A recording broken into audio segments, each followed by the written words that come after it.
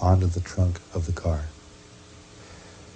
She turns around, climbs onto the trunk, braces herself with her left hand, reaches out, and pulls in a piece of the president's head that was blown to the rear, brings it back into the car, and attempts to hold it back on, to put it together in this panic moment, to try to make it all right somehow.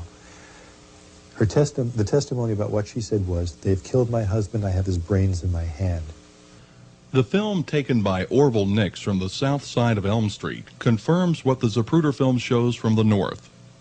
The impact followed by the rearward motion of the president. Mrs. Kennedy responding and climbing out on the back of the car, picking up a piece of the president's head. She braced herself with her left arm, reached out with her right hand, picked up a piece of the head that had been blown to the rear and had landed on the trunk, and brought it back into the car. Clint Hill, the Secret Service agent who jumped off of the follow-up car, never actually pushed Mrs. Kennedy back into the car. She climbed back in on her own. Dr. Marion Jenkins, one of the doctors who tried to save JFK at Parkland Hospital, encountered Jackie Kennedy in the emergency room. She was, in the first part of it, carrying her hands like this.